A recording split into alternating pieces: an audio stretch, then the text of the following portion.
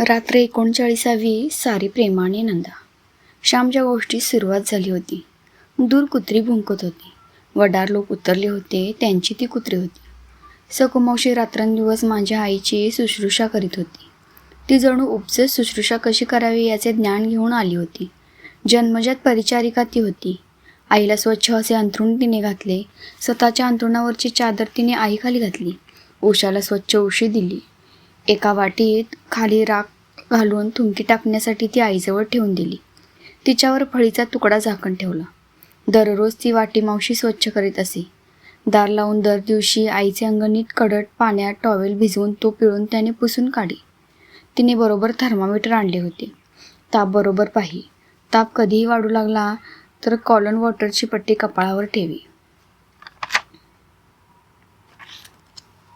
आईच्या खाली मेण कापडावर कागद घालून त्यावरच आईला संश करावयास ती सांगे. तो कागद मग ती काढून घेई व दुसरा घालून ठेवी. आईची जितकी काळजी घेणे शक्य होते तितकी ती घेत होती. आईला ती भात देत नसे. तिने रतिबाचे दूध सुरू केले. सकाळी विरजलेले दूध रात्री ढवळी व रात्रभर विरजलेले दूध सकाळी ढवळी. ते गाळून घेई, नाहीतर त्यात लोणी यावयाचे. असे ते अधमुरे ताक मावशी आईला द्यावयाची. येताना तिने मोसंबी आणली होती. पुरवून त्यांचा रसही ती देत असे. साऱ्या जन्मात आईची कधी व्यवस्था झाली नव्हती अशी मावशीने ठेवली होती. साऱ्या जन्मात हाल झाले, परंतु मरताना मावशीने हाल होऊ दिले नाहीत. मावशी म्हणजे मूर्तिमंत कळकळ व सेवा. अत्यंत निरसल व व्यवस्थित. ती मतीसारखी म्यावम्याव करत असते. तिला आज भात नाही का रे घातलास? आईने विचारले. आईच्या आवडत्या मांजरीचे नाव मथी होते. मथी दुधाणीला कधी तोंड लावित नसे. तिला थेंबर दूध घातले म्हणजे ते पुरत असे. मोठी गुणी मांजर. आई आजारपणात त्या मांजराचीही चौकशी करीत असे. अक्का तिला भात घातला, परंतु ती नुसती तोंड लावी. दुधातुपाचा भात, परंतु तिने खाल्ला नाही. खाल्ला असेल उंदीर बिंदीर, मावशी म्हणाली. नाहीतर पोटबीट दुखीत असेल तिचे. मुकी बिचारी. बोलता येत नाही, सांगता येत नाही, आई म्हणाली. आईचे दुखणे वाढतच होते. दुखण्याचा पाय मागे नव्हता, पुढेच होता. मुंबईहून माझा मोठा भाऊ 4 दिवसांनी रजा घेऊन घरी आईला भेटाव्यास आला होता. नुकतीच त्याला नोकरी लागली होती. रजा मिळत नव्हती. मोठ्या मिन्नतवारीने 4 दिवसांची रजा मिळाली. आईला पाहून त्याला बडबडून आले. आई, काय गं ही तुझी दशा? तू इकडे होतीस, काम करीत होतीस, आम्ही तिकडे खुशाल खात होतो, परंतु तुला घास मिळत नव्हता, असे म्हणून तो रडू लागला. धाकट्या पुरुषोत्तमाने सारी हकीकत त्याला सांगितली. आईने कसे हाल काढले, दवंडी कशी पिटली, ते सारे त्याने सांगितले. दादाचे हृदय दुभंग झाले. आई म्हणाली, चालायचेच आहे बाळांनो. या देहाला चांगले काय दिले आहे, वाईट काय दिले आहे? जोपर्यंत देवाला यंत्र चालवायचे आहे तोपर्यंत ते चालणार. तू वाईट वाटून घेऊ नकोस. तुम्ही का तिकडे चैन करता? तूही दिवसभर काम करतोस. तू 5 रुपये पाठवलेस, मला धन्य वाटले.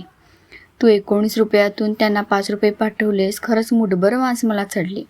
मुलाकडून आलेली पहिली मनी ऑर्डर म्हणून त्यांना आनंद झाला. आता मला चिंता नाही.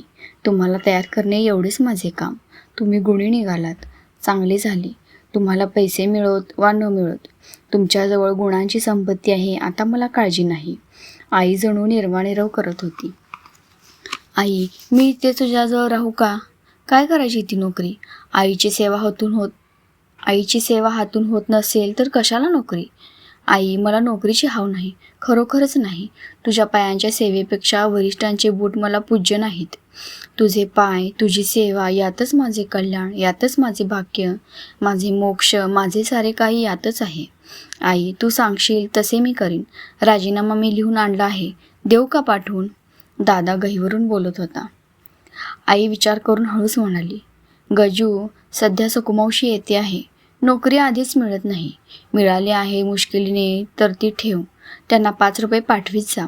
2 पाठवले तरी चालतील, परंतु दरमहा आठवण ठेवून पाठव. त्यांच्या सेवेत माझी सेवा आहे. मी इतक्यात मरत नाही, तितके माझे भाग्य नाही. झिजत मी मरणार.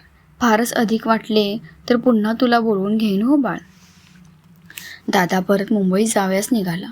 अभागी श्यामप्रमाणे अभागी गजानन निघाला.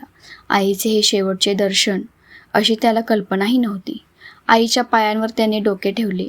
आईच्या तोंडाजवळ त्याने आपले तोंड नेले. आईने त्याच्या तोंडावरून डोक्यावरून आपला कृश हात, प्रेमाने थपथपलेला हात फिरवला. तो मंगल हात फिरवला. जा बाळ, काळजी नको करू. श्यामला मी बरी आहे असे पत्र लिहा. उगीच काळजी नको त्याला. सारी प्रेमाने नांदा. एकमेकास कधी अंतर देऊ नका. आईने संदेश दिला.